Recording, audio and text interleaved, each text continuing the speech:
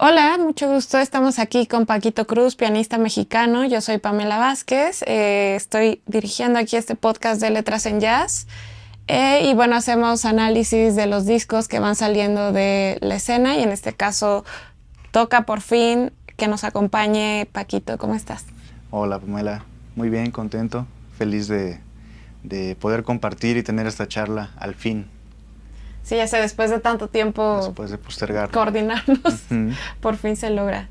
Estamos aquí en el estudio de Allen, un amigo que nos hizo el favor de recibirnos y que está haciendo un excelente trabajo para coordinar toda la parte de audio. Entonces, gracias Allen. Y bueno, empecemos con la entrevista. Si escuchan ruidos o algo de la calle, vivimos en una ciudad y las cosas pasan. Pero eso no nos va a detener para poder hacer esta entrevista que ya teníamos muchas ganas, como lo mencioné, a Paquito Cruz, quien ha sido un músico, pianista que está muy activo ahorita en la escena del jazz, tanto de Jalapa, que es en donde ha crecido, en donde se ha desarrollado profesionalmente, y en Ciudad de México ahora acompañando, bueno, ya desde tiempo acompañando a músicos clave de la escena del jazz y quien seguramente nos va a responder todas estas preguntas sobre esta escena tan importante en la cultura de la Ciudad de México. Entonces, me gustaría empezar con el tema, un poquito tocando el tema de cómo creciste para que puedas, o sea, cuál fue tu entorno de niño Ujú. que te llevó ahora a ser un músico prolífico y que ha sacado 3 discos en torno al jazz, ¿no? ¿Qué pasó para que tú pudieras iniciar en la música? Ya, bueno, yo nací en Jalapa, estuve hasta los 5 años y después nos mudamos a la ciudad de Fortín y comencé a estudiar el piano a los 6 años, más o menos. Y bueno, el entorno, lo que preguntas, pues creo que no era tan musical como el de otros chicos. Mi mamá era doctora, mi papá era contador y eso sí tenían un gusto muy fuerte por la música. Por la buena música. Yo diría que sí. Sobre todo, bueno, no, sí, los dos. Sí. Lo que pasa es que mi papá tenía uno que otro gusto un poco más de barrio, Eso. ¿no? Por ahí la chunchaca también, pero sí le gustaba mucho la salsa. Mi mamá era más del rock, le gustaba mucho Queen, la música disco. Y según ellos cuentan, tenían el hábito de ir a la Orquesta Sinfónica de Jalapa y que me llevaban. Yo eso sí no recuerdo nada, pero bueno, supongo que ese era el entorno de música. Es súper importante, sí, eso. También tengo que mencionar la parte de mis abuelos maternos que escuchaban mucho boleros. Ah, O qué sea, en bonito. casa Sí, de ellos siempre claro. era boleros, Sonora Santanera, bueno, no sé, grupos alrededor de eso. Y cuando yo cumplo 6 años, mi papá me regala un cassette de música de Beethoven. ¿Cuántos años, perdón? 6 años. 6 años. A los 6 años empiezas con eso. Sí, según él contaba, me regaló el cassette y que yo ese mismo día le llamé al trabajo para decirle si me podía meter a clases de piano. Yo no recuerdo nada de eso, la verdad. Y así fue. Y la verdad es que nunca lo dejé. Creo que es muy común cuando empezamos tan pequeños que pues uno lo deje un rato, Sí, sí, sí. que te tengas curiosidad por otras cosas. Pero en este caso, pues fui como muy constante, aunque tuviera mis altibajos, ¿no? Y bueno, fueron varios años de música clásica, a empezar tocando pues ese repertorio, pero también tuve la fortuna de que quien fue mi maestro, que se llama Dante Santos, es un músico multiinstrumentista que vive en Fortín, que es donde nos mudamos cuando yo tenía esa edad. Este maestro pues tenía gusto por muchas músicas y como la escuela a la que iba no era tan estricta con, no, hay que tocar clásicos, sino que había instrumentos de todo tipo. Por un lado estaba piano y por otro lado guitarra eléctrica, bajo, batería. Entonces también fui cercano a otras músicas como el rock, como el pop. Y pues fui aprendiendo esos estilos. Y ya fue hasta, creo que como los 13 años, que decido que quiero estudiar música, que quiero que sea algo formal y dedicarme a eso.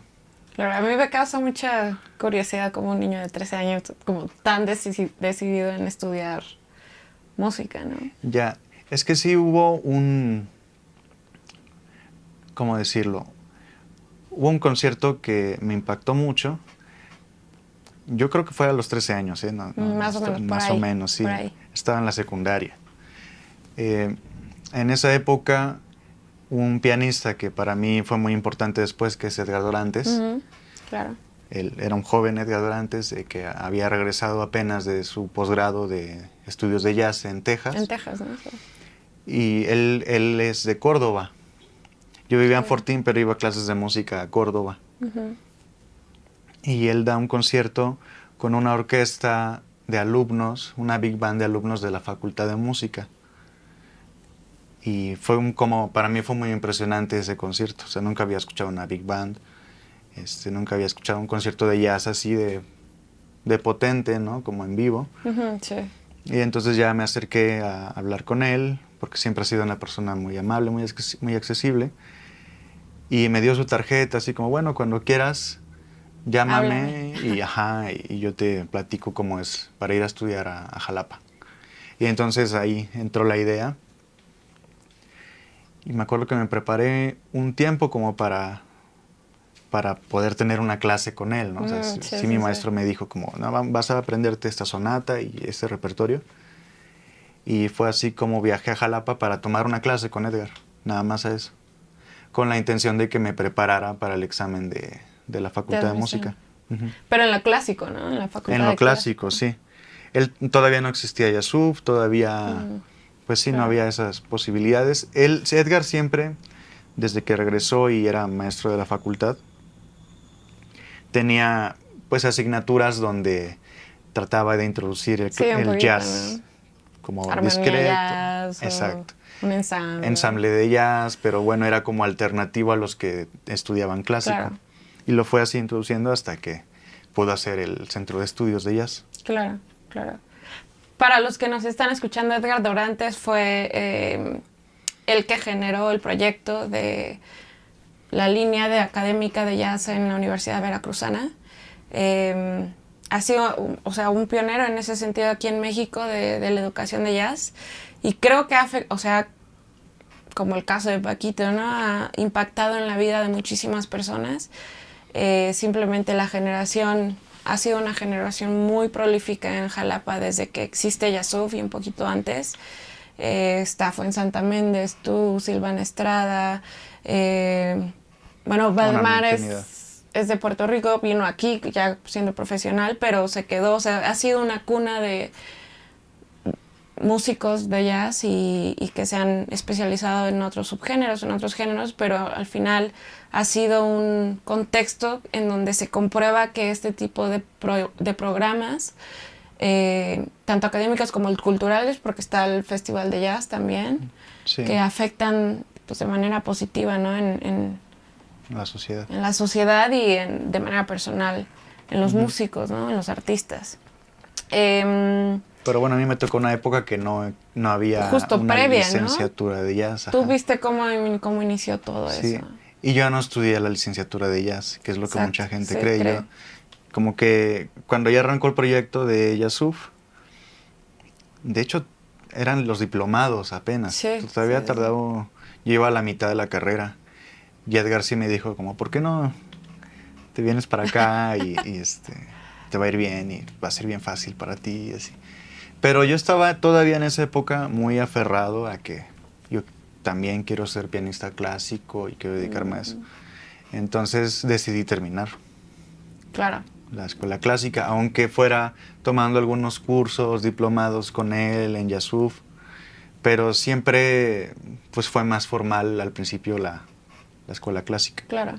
¿Y tu vinculación o tu acercamiento con música tradicional como son jarocho,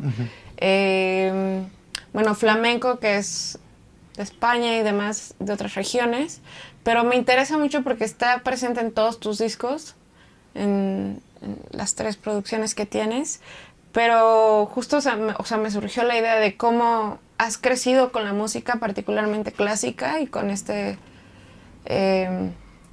raíz, ¿no?, del jazz. Y, o sea, ¿cómo fue tu percepción? ¿Cómo fuiste mezclando todos esos ritmos, armonías? Ujú. ¿Cómo fue esa experiencia, no? Ahora, ¿a los cuántos años entraste en la facultad? En la facultad a los 15. Súper joven, ¿no? Ya No, era el ciclo de licenciatura. iniciación. Ah, ok. Sí, que eran 2 años y luego... En total son 10 años. Sí, ok. Ujú. Bueno, eso, ¿no? O sea, ¿cómo lo fuiste integrando? Como, me imagino, o sea, se nota que ha sido muy natural, hacia el contexto en el que has crecido, en el que naciste, pero hubo en algún momento como algo de lucidez de cómo fuiste integrando cada uno de estos elementos. Sí, a ver, creo que cuando todavía vivía en Fortín, Córdoba, esta región, pues Córdoba es muy famoso porque en los portales, siempre en la noche, cuando ya está toda la gente cenando, se ponen grupos de bailadores jarochos, ponen música, hay una tarima, pero fíjate que no me llamaba tanto la atención en esa época. O sea, lo veía así, qué bonito, pero estaba yo muy clavado con el clásico. Y cuando ya me mudo a Jalapa para estudiar la facultad, pues resulta que en Jalapa hay un movimiento bien fuerte de son jarocho. Sí. Aunque no sea el origen, digamos, pero al final pues se ha ido inculcando hasta en las secundarias, en las primarias. Y a mí me tocó ya un crecimiento bien rápido del son. Y creo que por ahí lo fui como apreciando, valorando cada vez más.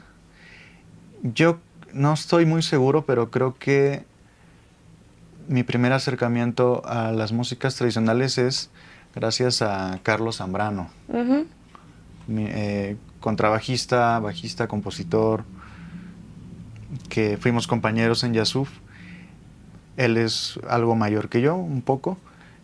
Es originario de San Luis. Y él desde San Luis ya traía como toda esta idea de mezclar el jazz con músicas tradicionales.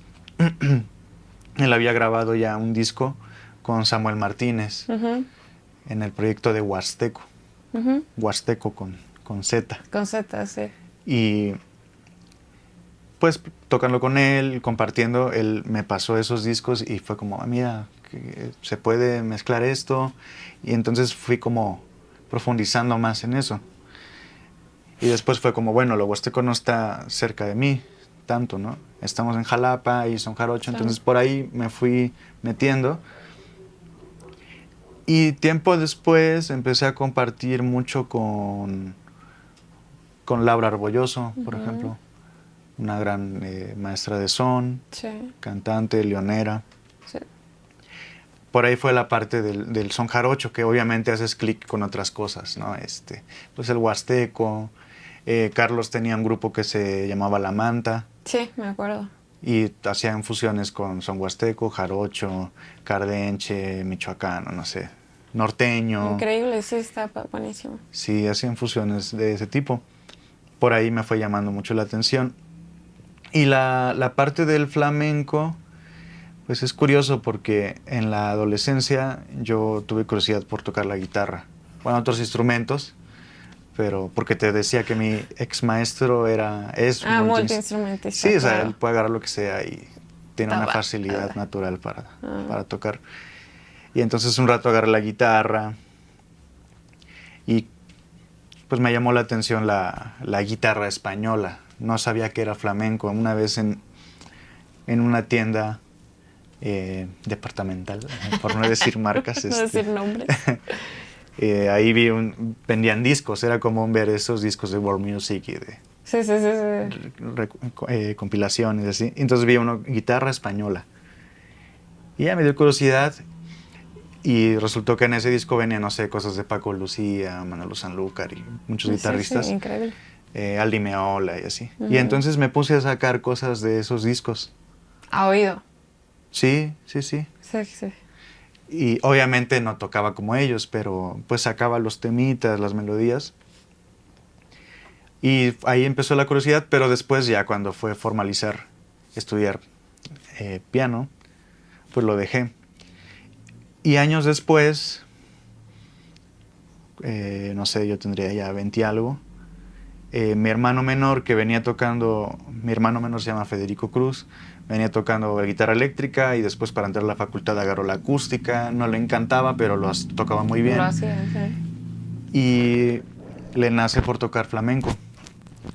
Porque también gracias a Carlos Zambrano, que él también en San Luis tenía pues estas influencias, Carlos también es percusionista, se lo lleva un día a una clase de flamenco y mi hermano empieza, le hace clic y empieza a estudiar flamenco. Entonces yo ahí como que retomo el gusto por el flamenco. Pero yo ya le había pasado cantidad de discos de, mira, escúchate, porque antes podías descargar Cuando descargábamos las discografías enteras así, ¿no? Y yo tenía ya bastante escuchado. Ya, ¿y en qué momento lo pasas de la guitarra al piano? Sobre todo el flamenco, dices.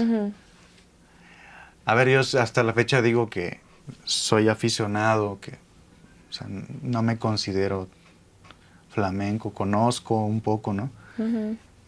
Pero sí he hecho el trabajo de irme aproximando poco a poco a lo más que se pueda a la guitarra.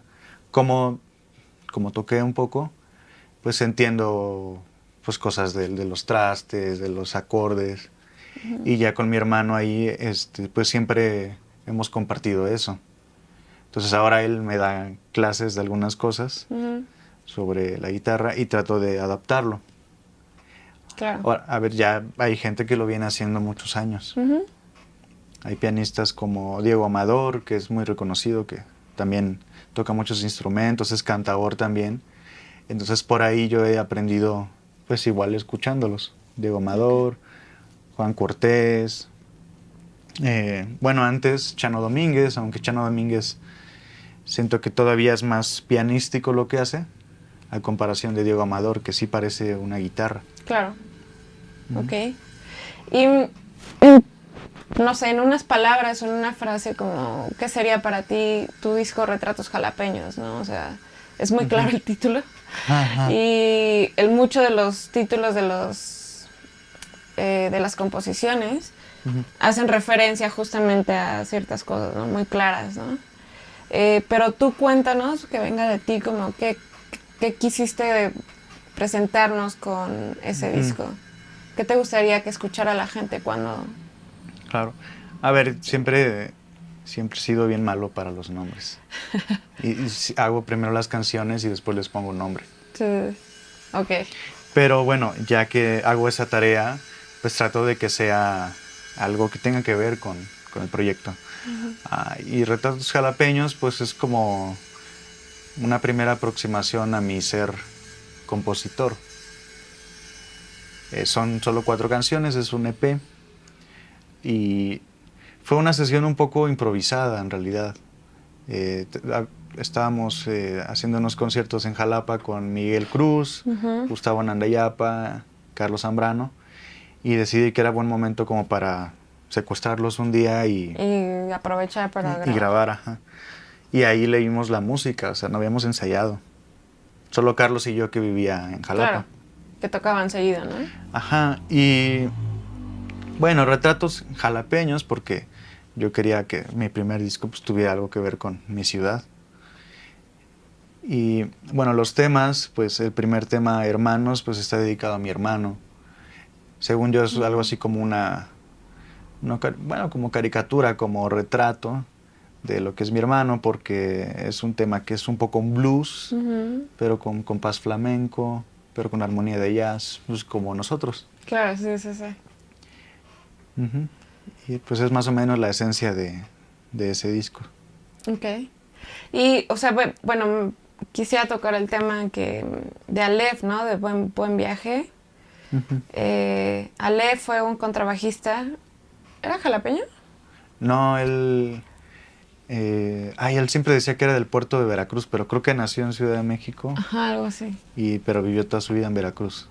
que falleció en el 16 de enero del 2015 Ajá. y le dedicas esta composición. Sí, esa pieza, pues yo recuerdo que la compuse creo que unos días después pues de que ya había pasado todo, ya había sido el funeral y eso. Y pues tocando ahí, ¿no? Fue fluyendo y decidí dedicársela.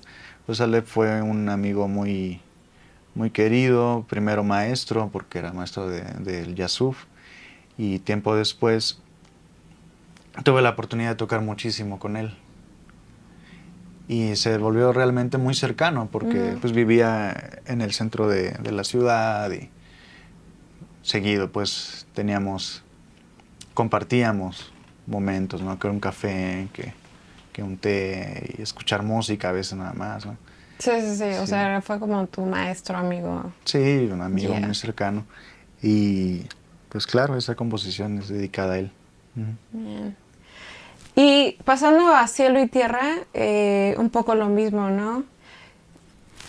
No sé, la imagen, la portada de tu disco es, o sea, sí, retrata todo lo que, no, al menos los nombres, los títulos de las canciones. Ujú. Pero otra vez, como que quisiste contar en este disco. Sí, bueno, este disco se grabó justo en la pandemia. Fue una época, obviamente, para todos, ¿no? Muy rara, difícil. Y tuve como que tomar decisiones fuertes durante la pandemia porque yo presento para una beca para estudiar un máster en Barcelona, en el Conservatorio del Liceu. Y pues justo me dan la beca estando en la pandemia. Pues era muy fuerte ¿En qué porque, momento? ajá, ¿cómo me voy a ir? Pero aparte la beca yo ya estaba rozando el límite, tenía 29 años y la beca la dan hasta los 30. Entonces si me pasaba, pues iba a perder esa oportunidad.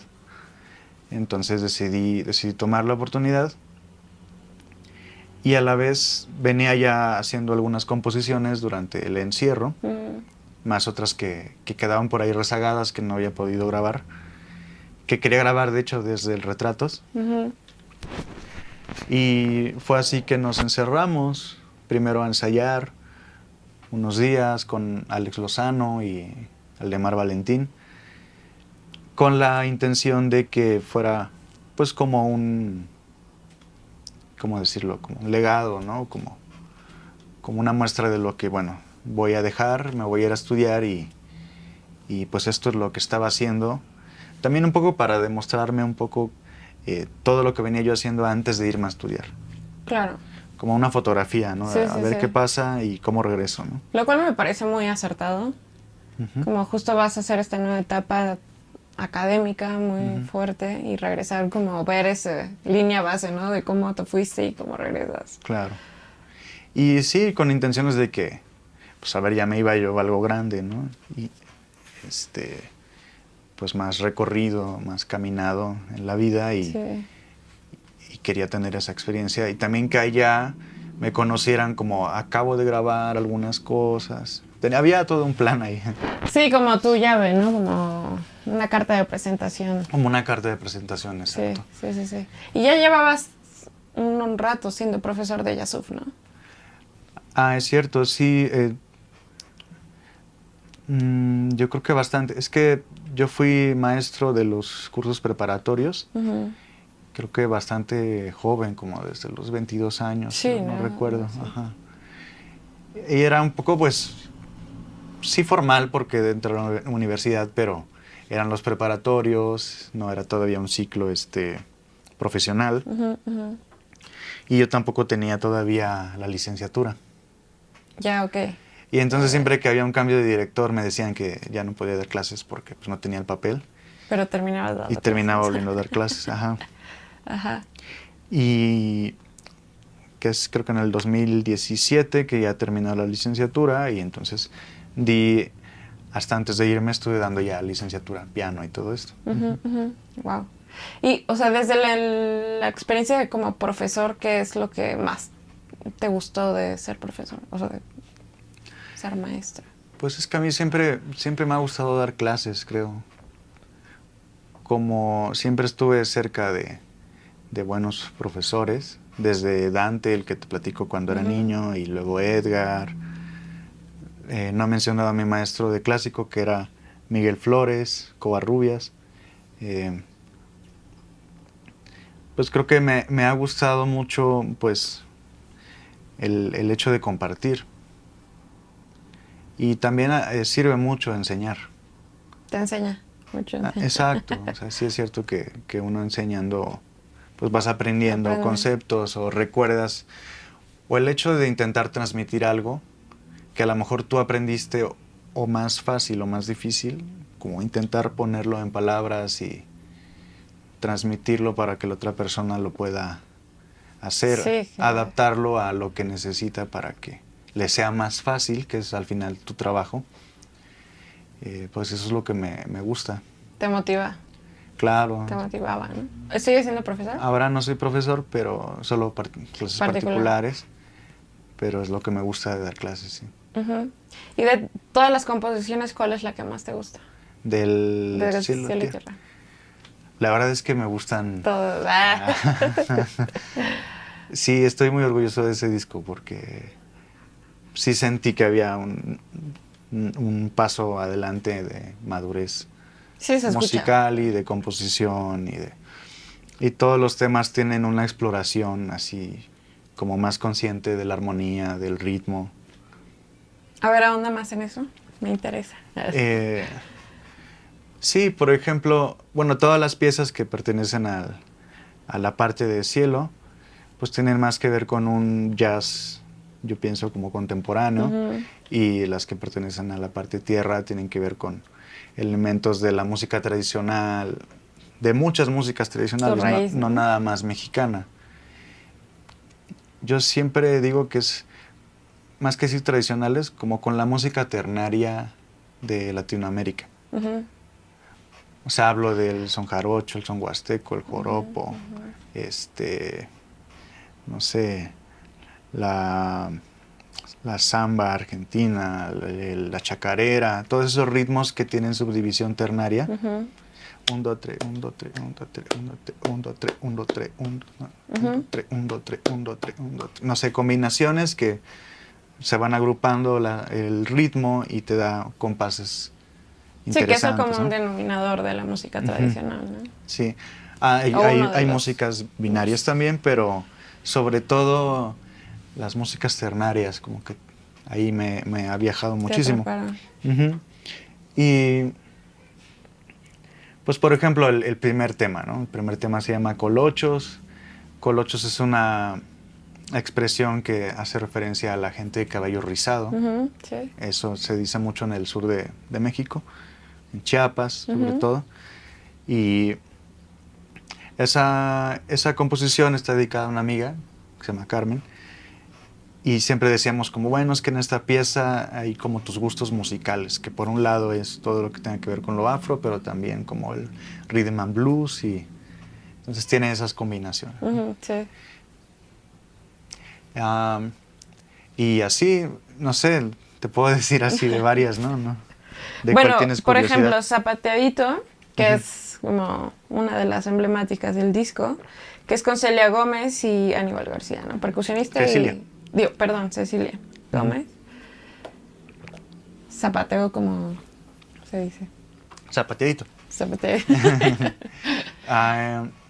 Sí, esa pieza obviamente creo que tiene más influencias del flamenco, porque ella es una bailadora flamenca. Aníbal pues toca ahí cajón flamenco, pero la manera en que yo pensé la composición pues sí era como tomar recursos de las dos músicas, y pensé específicamente en Cecilia porque ella también baila son jarocho. Sí. Ella ahora de hecho baila en el grupo de Son de Madera. Exacto. Que es un grupo emblemático del son. Y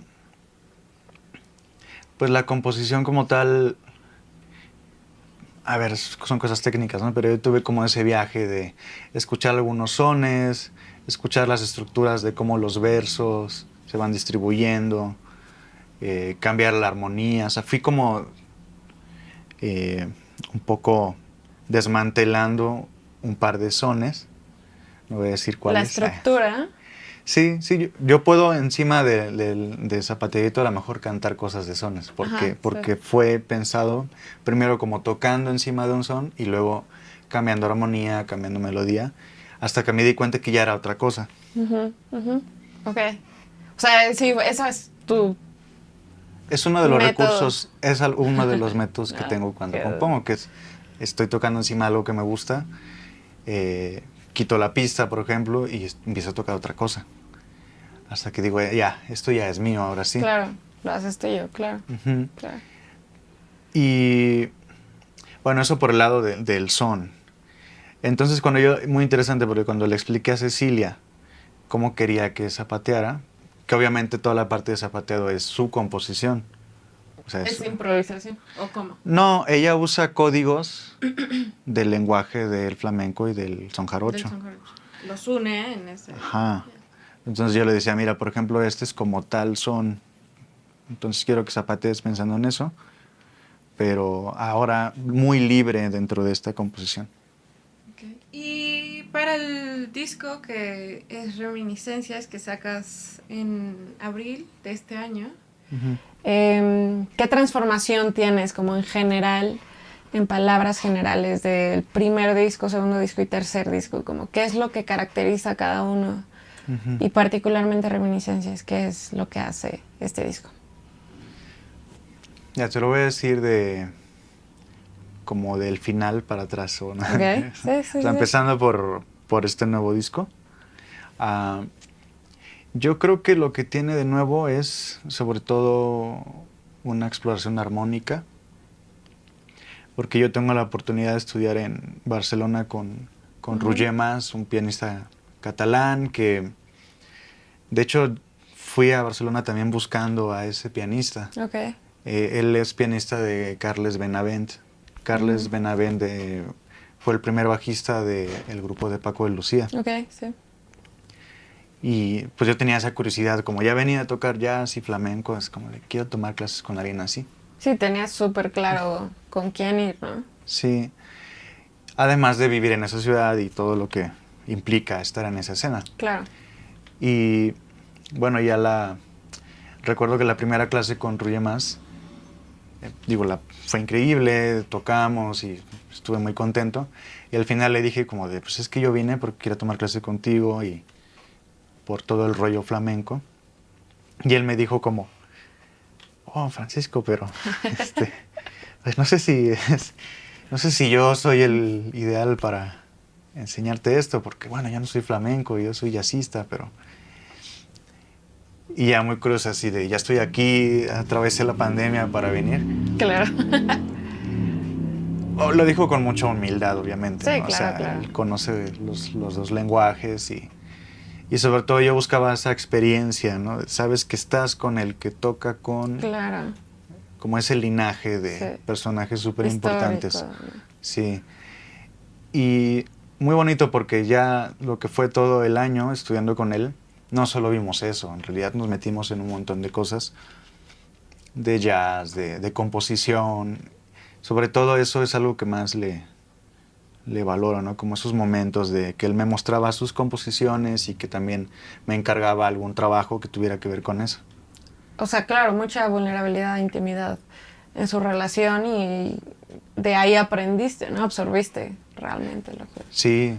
propone. Sobre todo, te digo, como cosas para componer.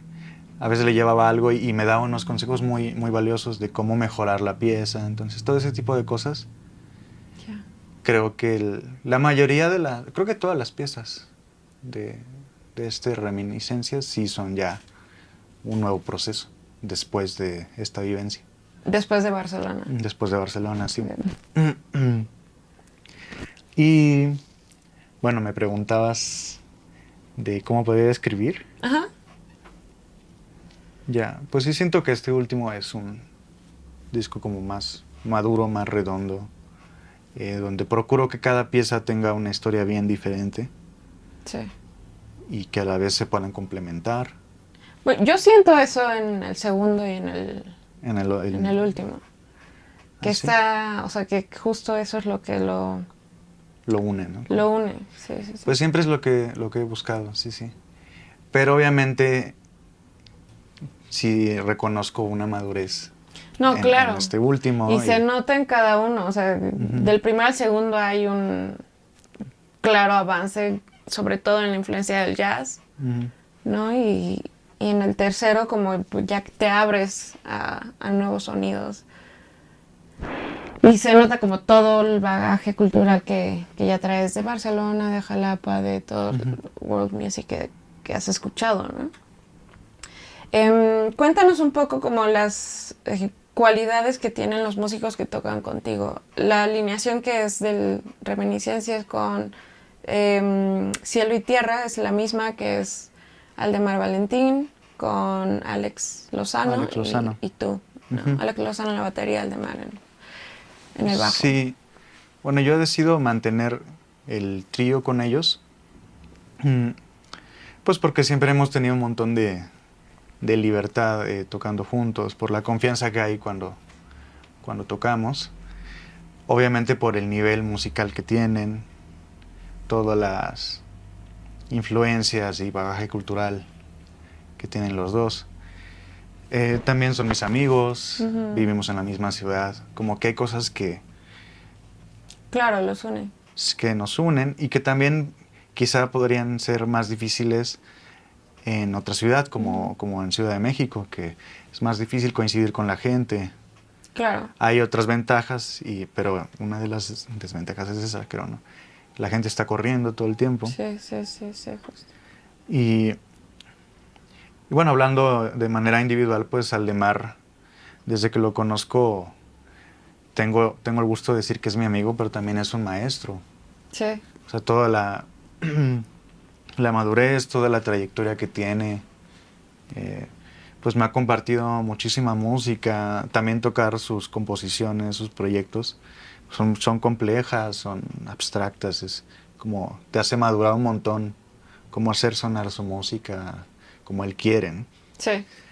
Y eso de lo que pude aprender de él, y obviamente él como instrumentista, pues es uno de los mejores bajistas eléctricos que hay en Latinoamérica, yo creo, ¿no? Sí.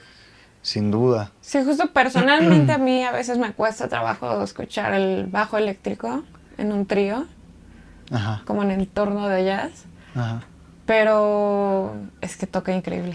Sí, con él sí. ¿No? O sea, se disfruta muchísimo su música. Y fíjate, y él viene de esto que hablábamos de los maestros y de cómo yo puedo decir que vengo a estudiar con tal, pues igual él, ¿no? Él estudió en Berklee con Oscar Stagnaro, Sí, justo. con Fernando Huergo, otro bajista que también tiene mucho esta fusión con la música de su país. Entonces, pues es súper importante, ¿no? Aldemar para mí en ese trío. Y Alex Lozano parecido. Alex igual, bueno, él es de esos egresados ejemplares de Yasuf. Sí.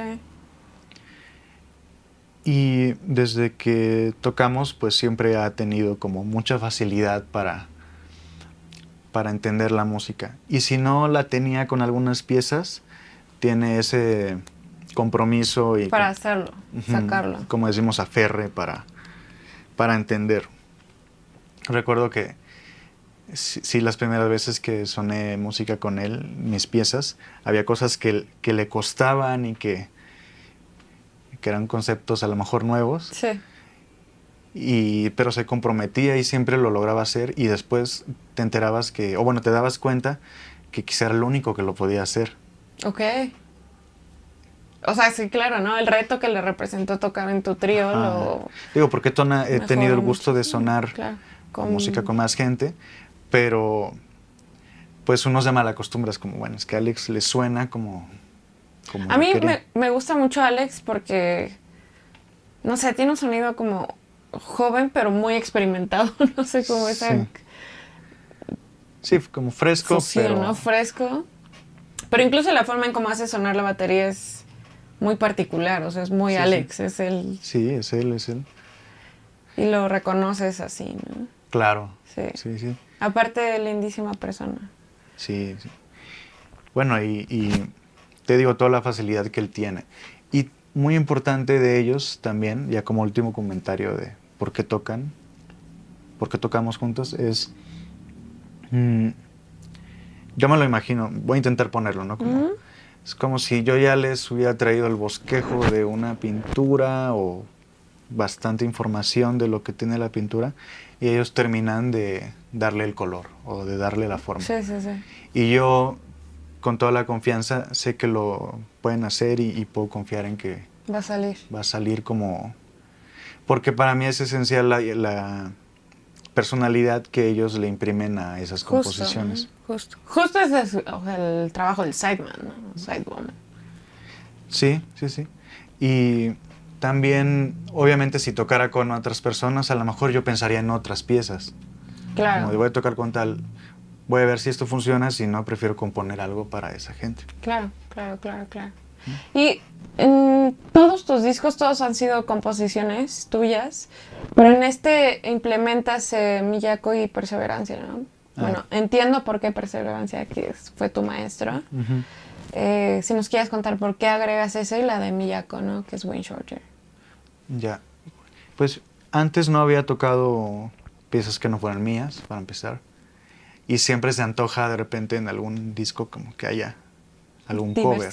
Sí, y alguna pieza que te gusta mucho tocar aunque no sea tuya.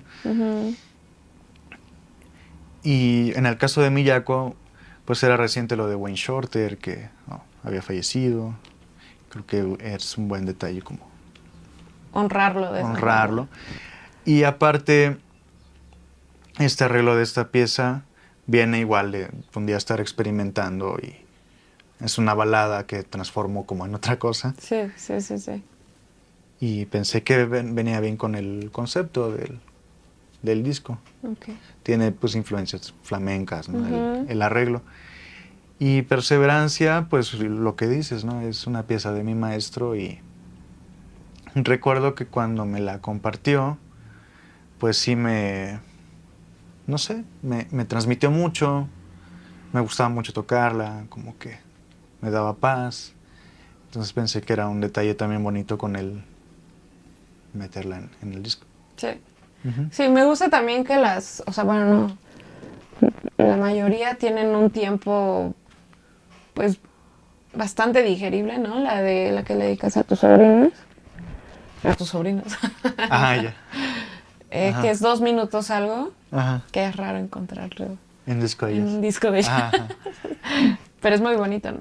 Ya. Esa pieza, de hecho, técnicamente no tengo sobrinos. O sea, sí. Solo tengo un hermano y no tiene hijos. Esa pieza le puse a mis sobrinos pues pensando en los hijos de amigos. Ok.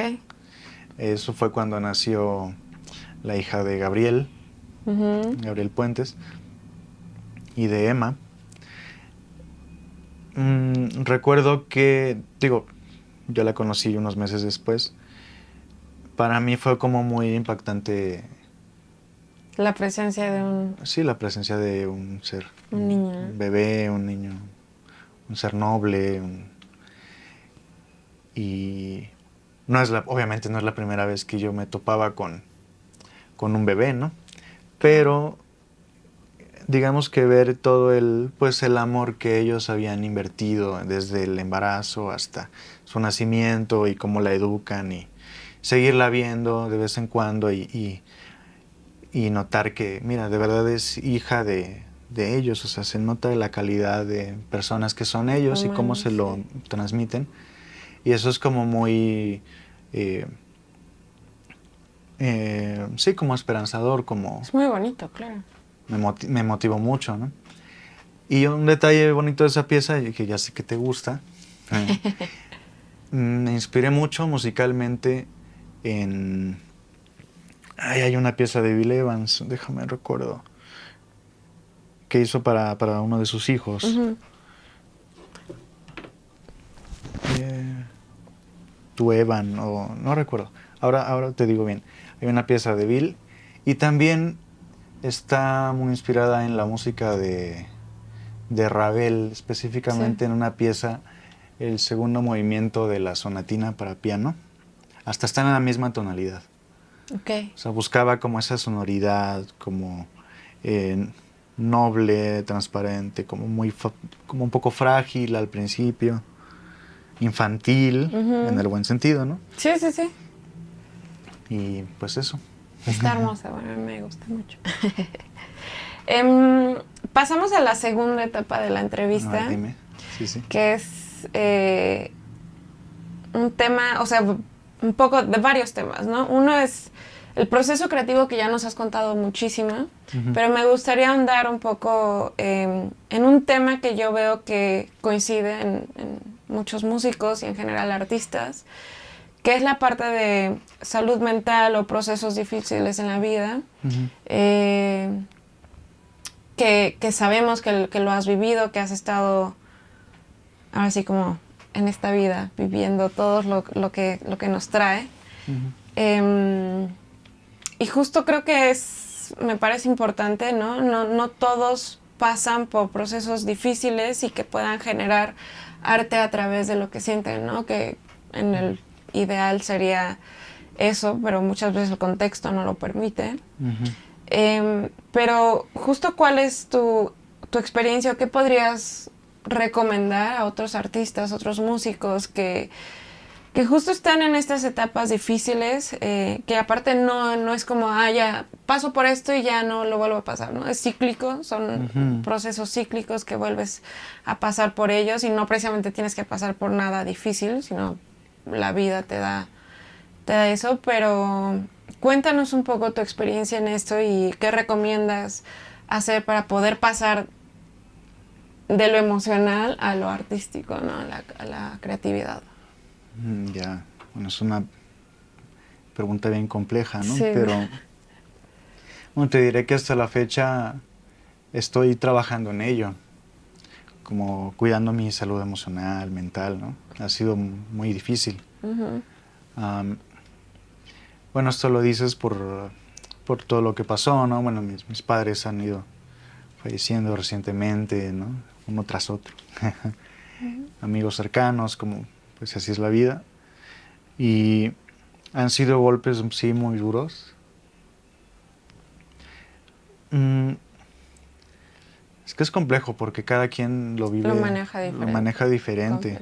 En mi caso, lo que creo que me sacó adelante es que mi hermano en ese entonces estaba en una situación complicada. Él no podía volver a México por un asunto de papeles en España. Él radica allá. Y más aparte de la cuestión económica. Entonces creo que eso me ayudó mucho a como no bajar las manos y trabajar, ver cómo podía ayudarlo y estar ahí pendiente, ¿no? Como que había algo en donde poner el foco más allá de todo lo difícil, la depresión, el duelo, ¿no? Eso y obviamente pues acercarme a mis seres queridos, ¿no? Los que estaban ahí cerca, ¿no? Mi novia, mis amigos. Y de verdad que me acompañaron, bueno, mis primos que estaban ahí hasta la fecha, ¿no? Entonces tuve la fortuna de sí tener mucha gente cerca. Aunque yo suelo ser muy solitario, pero sí creo que no me dejaron en paz, ¿no? Y estaban ahí. Y pues eso, la necesidad un poco, ¿no? De estar al pendiente, también yo de trabajar, de pues no soltar la vida. Las responsabilidades, ¿no? Responsabilidades, sí. Y bueno, ya después de un tiempo, pues uno se va dando cuenta que ya va pasando. Obviamente eso nunca se va el dolor, pero sí al aprender a vivir con ello. Y llega un momento donde entonces ya poco a poco van dando ganas de salir del hoyo, ¿no?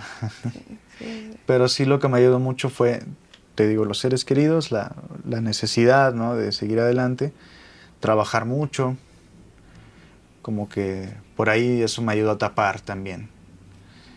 Tapar pues esos momentos de soledad o no dejé de tocar. De duelo, ¿no? ¿En ningún momento dejaste de tocar? Pues prácticamente no, sí.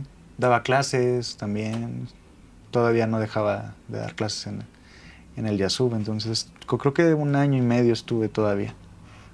Wow. Sí, era muy pesado, yo no sé cómo le hice. Sí, ¿no? Y La después, fortaleza, sí. sí, pero vaya, es complicado, dice que para la gente, cuando tenemos este tipo de golpes, pues puede ser bien difícil. Claro. Sí, pues el consejo sería, pues saber que no estamos solos, siempre hay alguien que se puede preocupar por nosotros, que nos puede acompañar. Si hay la posibilidad de atenderlo, de acercarse a gente profesional que te ayude con la salud mental, pues eso es bien importante. Sí, justo. Sí. Sí, o sea, ese es otro tema importantísimo que es el acceso a la salud, ¿no? ¿Cuántos músicos profesionales tienen un seguro médico, acceso o poder pagar Claro. un psicólogo, un psiquiatra, poder comprar los Sí. medicamentos, De etcétera, hecho, para mí ¿no? es muy reciente, ¿eh? Cuando pasó todo, no me pasaba ni por aquí atender eso, Ok. porque no había la posibilidad. Sí, justo. Yo no estaba gastando mucho, pues porque tenía un Los compromiso gastos. con mi hermano, claro, sí. Y, o sea, tiene poco como en donde le estás dedicando Sí, sí, recurso, reciente. tiempo, espacio y dinero Sí, es muy reciente. a tu salud mental, como ya desde lo profesional, ¿no? Ujú. Sí, es muy reciente. Pero obviamente también con mi gente cercana, pues El apoyo fue incondicional. sí, y me he abierto, ¿no? Para... Sí, ya justo que, eso es importantísimo. sí, porque luego uno no dice esos problemas. Sí, Ujú. se queda solo. Ujú. Porque, bueno, también son procesos, ¿no? Cada quien. Sí. Y en torno al llevando un poco así hacia ese rumbo, tu experiencia como músico, como instrumentista en clubs de jazz, en festivales de jazz, ¿no? Como maestro también, ¿qué crees que le haga falta a la escena para mejorar? O sea, entiendo que no todos los clubs pueden pagar lo mismo, no todo restaurante puede pagar lo mismo y demás, pero, por ejemplo, para ti, ¿qué sería como un sueldo mínimo digno para cualquier músico que toque en vivo, ¿no? Así que, Oh, es complicado, ¿no? Decir una cifra porque puede ser o muy baja o muy o alta, muy ¿no? alta, claro. Sí, yo creo que más que definir así un sueldo, creo que deben ser las condiciones, que no siempre están claras en los lugares. Exacto. O sea, saber a qué vas, saber si hay las condiciones acústicas o del equipo, del backline, ¿no? Como si hay un buen amplificador, si hay una batería, si hay un piano. Hay sitios que no tienen piano, entonces eso es importante como atender en cuanto a las condiciones, ¿no? El trato. Si hay cenas, si hay ingenieros, si hay un soundcheck, si solo llego y cargo mis cosas mientras ya están ahí los comensales, y ¿qué hago, no? Claro, claro. O sea, cuando no hay estos elementos te genera incertidumbre y... Sí, y uno siempre dice, pues uno ya sabe a qué va. Claro. Pero más allá de los dineros, yo siento que es bien importante el trato, que siempre esté claro. Ujú. Y otras cuestiones que van después, ¿no? La cena, si hay un espacio donde pueden estar, porque es muy diferente si vas a tocar un lugar donde se supone que hay música y que es lo más importante, entre comillas, pues entonces hay que atender un poco a los músicos en ese sentido. Si voy a un lugar que pretende ser un espacio para la música, donde el título del lugar tiene que ver con la música, pues entonces hay que trabajar en eso. No estoy puntualizando, ¿no? Digo que es en general. Claro, claro. Pues muchísimas gracias, Paquito, por estar aquí, por dedicarnos tiempo. No sé si quieres agregar algo más. Pues nada, que sigan consumiendo música. Ya sabes. No solo jazz, música.